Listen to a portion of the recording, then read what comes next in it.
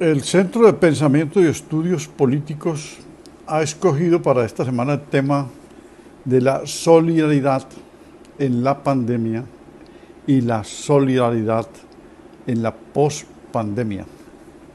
Es decir, esta crisis sanitaria internacional ha dejado en evidencia muchas cosas. Los partidos no funcionan, los estados y las democracias están desacompasados. La salud como un derecho social no estaba en sus instalaciones apropiadas para atender el drama internacional. Muchas situaciones se han presentado, violencias incontroladas, pero sobre todo la falta de solidaridad de las personas para con los congéneres y de los estados y de los organismos multilaterales. Porque no se trata de samaritanismo, de socorro misericordioso, no, de solidaridad que debe darse por parte de los estados y de los organismos multilaterales para con los asociados. Esa solidaridad la podemos mirar en el tema de las vacunas, que explica María José Arango en su aporte conceptual. Las vacunas son un bien que debería ser universal. ¿Por qué? Ese aporte COVAX es mínimo para ayudar a algunos estados. No, es que si la OMS, que es una organización mundial de la salud, que pertenece a la ONU y que la mayoría de los países pertenecemos a esa organización, Colombia desde el año 45, 1945, cuando los 51 primeros países se registraron, pero ya son 193, y hay aportes al año. Entonces, una mínima reserva para atender pandemias y que no tengan los estados que mendicar, que es suplicar a las farmacéuticas y negociar con las farmacéuticas para el otorgamiento de las vacunas, para la asignación de las vacunas, ¿no? Que las vacunas, porque las pandemias no se dan cada año, pueden darse cada 10 años o cada 20 años o cada 100 años, como pasó desde la gripe española hasta ahora. Por lo tanto, que se entreguen esas vacunas a los estados, que se les asigne como un derecho para atender a su población. Otro aspecto es el del precariado, fenómeno que ha estudiado Guy Standing, economista inglés, y que nosotros en Colombia hemos trabajado, por ejemplo, en el libro de Movimientos Sociales y Protestas. Precariado es una población que se puede equiparar al proletariado, pero que no sale de la explotación fabril, sino que es producto del trabajo a destajo o por horas donde se paga mal y donde las personas no tienen seguridad social. Pues la pandemia ha aumentado el precariado y las condiciones de desempleo.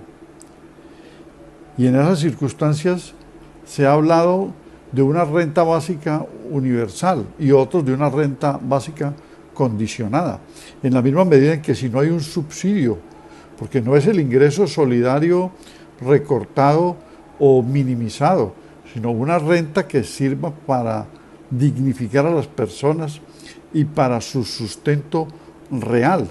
Una renta básica mientras que se consigue el pleno empleo, como un mandato constitucional en el artículo 334.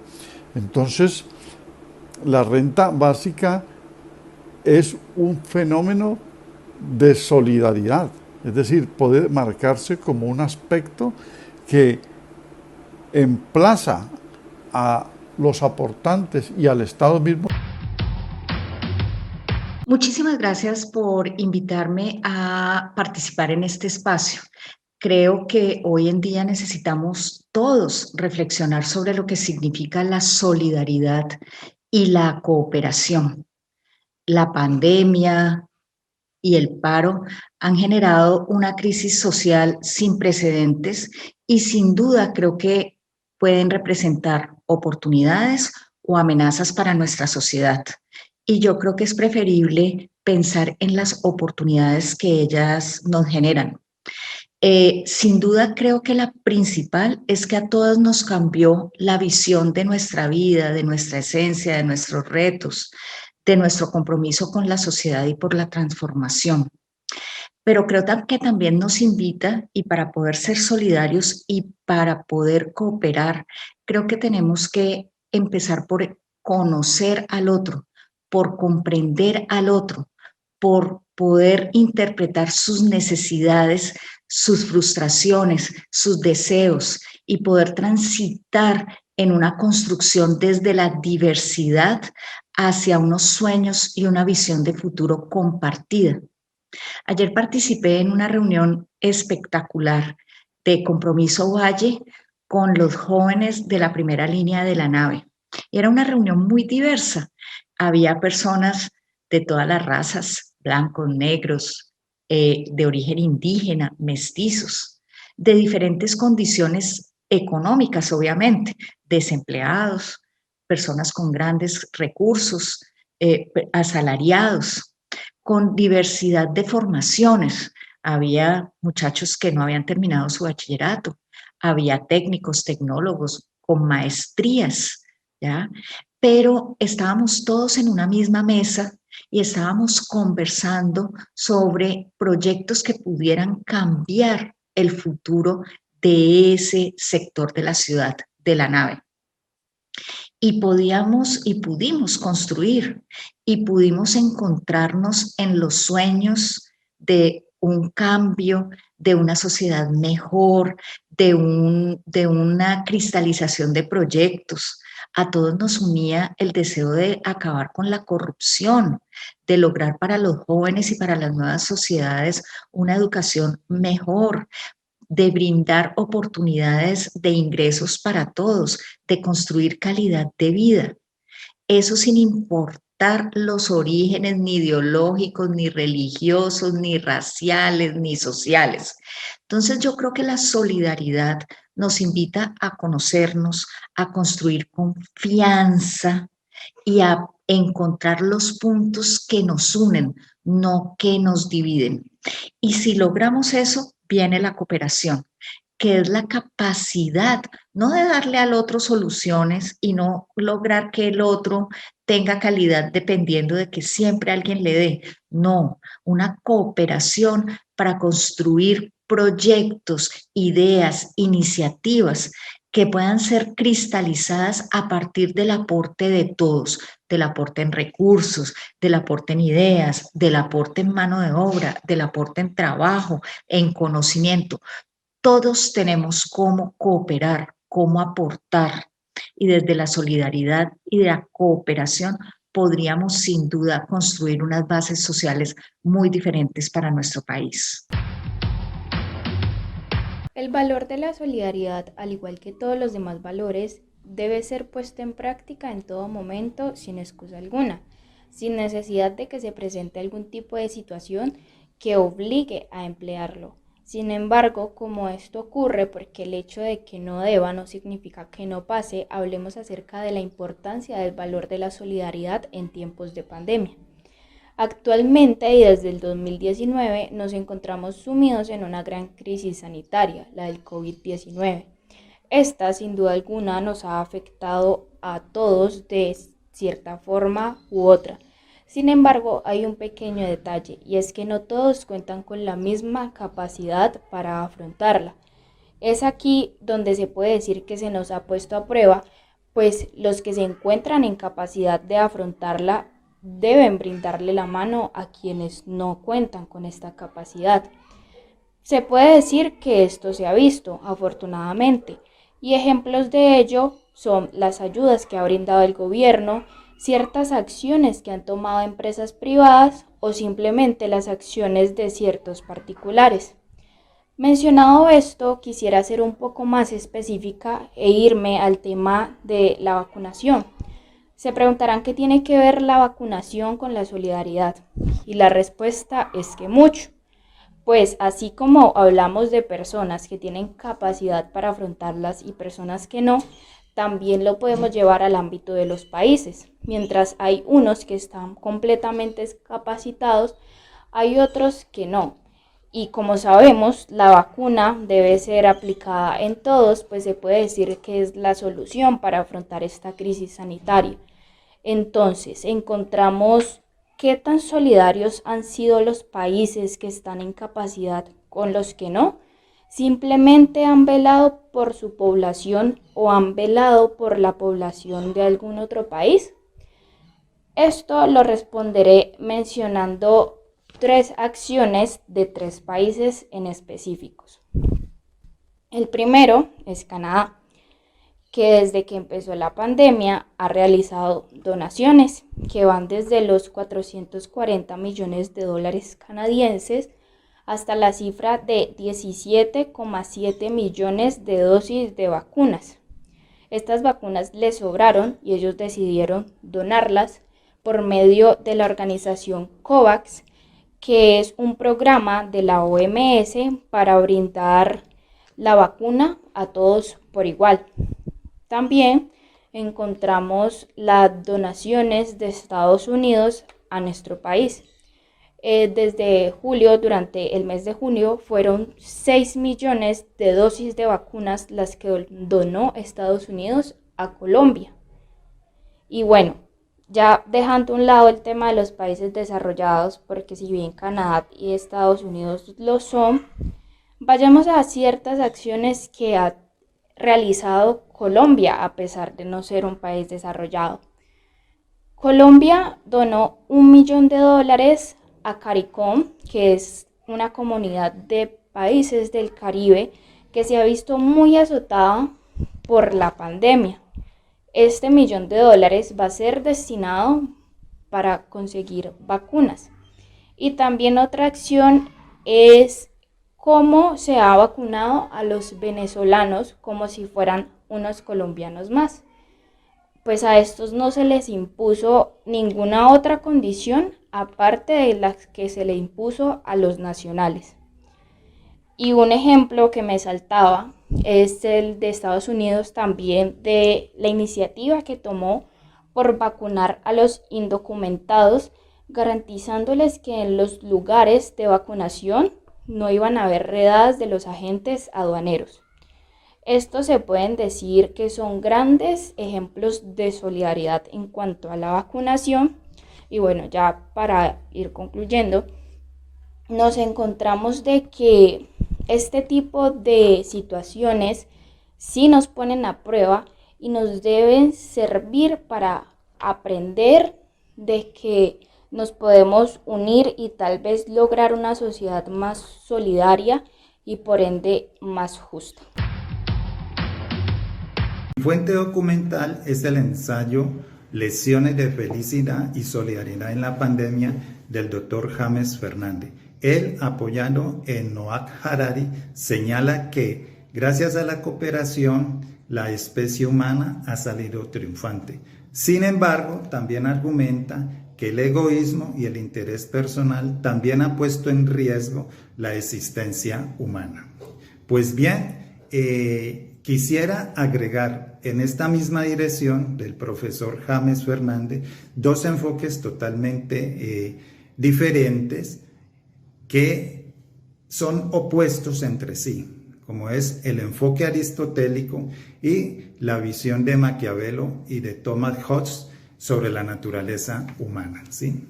La filosofía social de la modernidad se inicia en que la vida social está determinada por los antagonismos, por los intereses, conflictos y por la guerra. Y que se llegó a esta nueva situación de barbarie después de que la teoría política clásica de la antigüedad, vigente hasta la Edad Media o inicios de la modernidad, hubiera perdido total vigencia, ¿sí? Desde la política clásica de la antigüedad aristotélica hasta el derecho natural cristiano en la Edad Media, se consideró que el hombre era un ser destinado a la vida comunitaria, era un ser preocupado por la vida pública, por el bienestar general y por el desarrollo de una vida integral o virtuosa, que es el son politicón del que nos habla Aristóteles en su obra La Política, libro primero. Y que la vida en la polis, señala Aristóteles, es algo muy especial, era algo muy atractivo para los griegos, porque solo en ella los griegos eran reconocidos como hombres. Solo en su polis era reconocida su verdadera y concreta libertad humana, y que solo en la polis los hombres podían desarrollar su propia vida virtuosa, ¿sí? Sin embargo, iniciada la modernidad, esa visión aristotélica perdió total vigencia por el surgimiento de una modernidad europea que impuso el culto a la subjetividad humana, el culto al sujeto, que va acompañado de unos contextos históricos, como son fenómenos económicos, como el surgimiento y modo de expansión del modo de producción capitalista, el surgimiento de una nueva actividad comercial y la autonomía de principados y ciudades comerciales.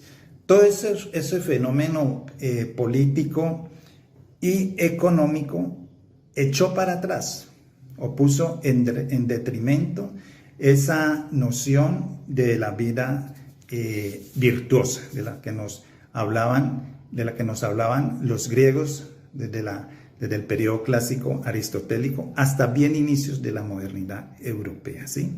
Filósofos como Maquiavelo, que tienen una visión antropológica del hombre, lo ven como un ser egoísta, interesado, apasionado, que en busca de esos intereses mezquinos e individualistas generan una situación de zozobra, de inseguridad y de lucha entre ellos.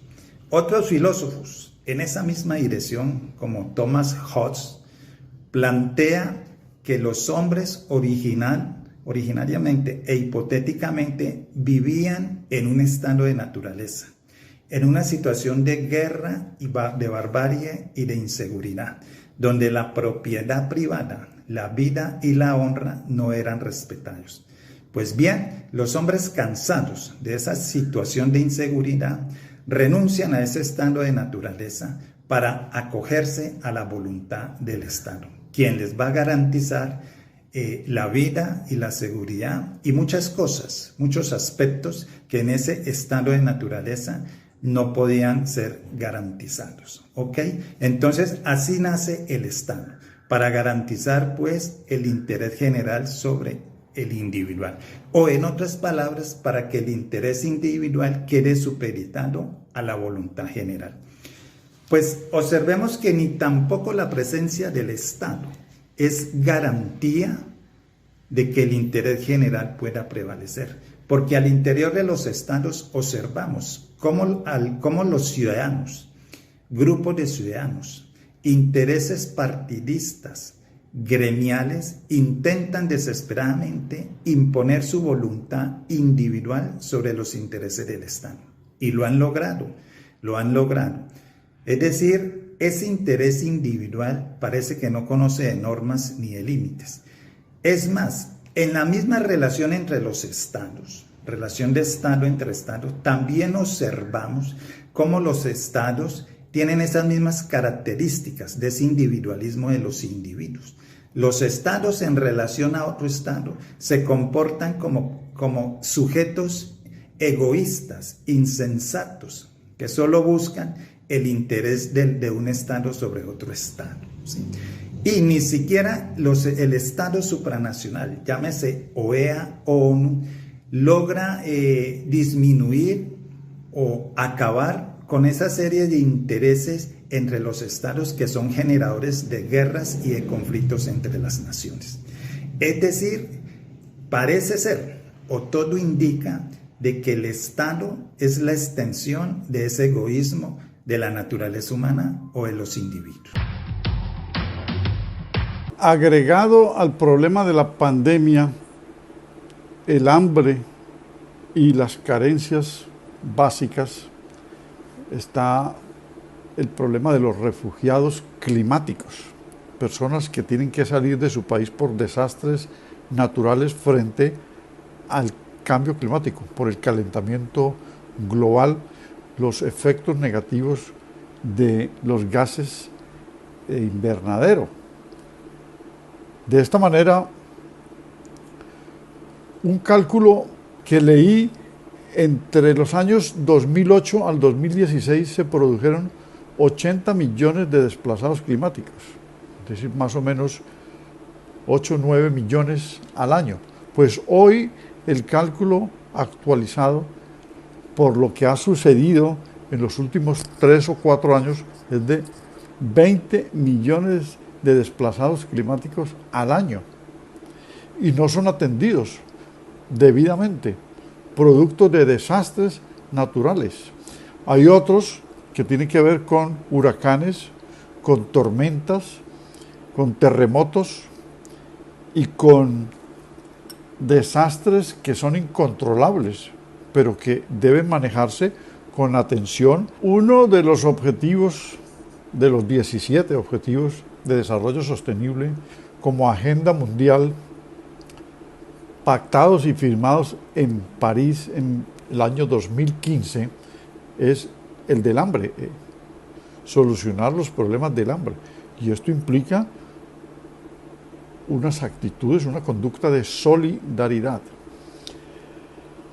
Seguramente que todos los cálculos económicos dan para que la seguridad alimentaria se pueda dar en los países que se mantienen su estructura agraria y su producción al día, pero se puede compensar a los que no tienen terrenos fértiles ni climas favorables para la alimentación de población que está en estado de hambrunas.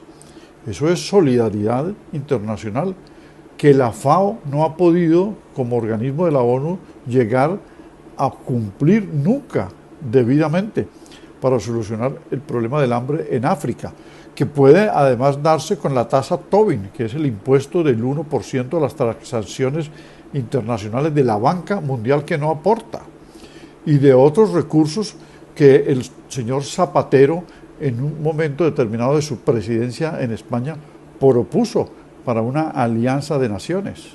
Frente al tema de los refugiados observamos la otra falencia internacional. Empecemos con el análisis que Immanuel Kant hizo más o menos en el año 1775. Él habló de la ciudadanía universal, del cosmopolitismo en su ensayo de la paz perpetua. Es decir, que todos somos personas habitantes del planeta Tierra y por lo tanto somos factibles para ser recibidos en cualquier país. Esa es la ciudadanía universal y ese es el cosmopolitismo, que no se le puede negar a nadie el ingreso, el tránsito y la habitabilidad. Pues con el paso del tiempo vinieron las visas, los pasaportes, las restricciones y con la globalización pues el cierre y las restricciones mayores. ¿Cuál ciudadanía universal cuando el planeta Tierra es de todos? Pues sí, circulan las mercancías, circulan los turistas porque producen en medio de la globalización, pero los refugiados son excluidos, son frenados, no son atendidos, son arrinconados. Hay una crisis humanitaria que tiene que ver con las guerras de Oriente, con las guerras de Irak, de Afganistán, de Siria y de otras regiones que expulsan personas y no son atendidas en Europa ni en ninguna parte y son trashumantes. La Unión Europea ha tratado de coordinar unas cuotas de recepción de refugiados para la atención humanitaria. Alemania lo ha hecho muy bien, pero más sin embargo los confina en lagers. y esto tiene que ver sí con atención, pero los aísla de los centros urbanos, por lo tanto no los deja conectar con la población. Y en otras partes rechazan esas cuotas asignadas por la Unión Europea y los refugiados entonces quedan entrampados en el convenio de Dublín.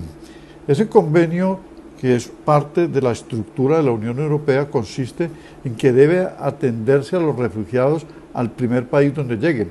Y como por la estructura del Mediterráneo y la ubicación de las islas van llegando primero a Grecia, pues Grecia no ha podido atenderlos.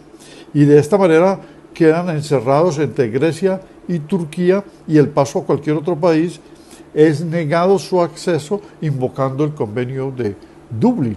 Hay, por lo tanto, una falta de solidaridad internacional y de atención que debe hacer la ONU para resolver la crisis en el momento de retorno, que debe ser cuando se solucione el origen del problema, pues vuelven a su país. Es que nadie sale por gusto, sale es por acorralamiento, por guerras, por crisis climática. Entonces, en el fondo, se está violando la Declaración Universal de los Derechos Humanos de la ONU, proclamada en diciembre de 1948.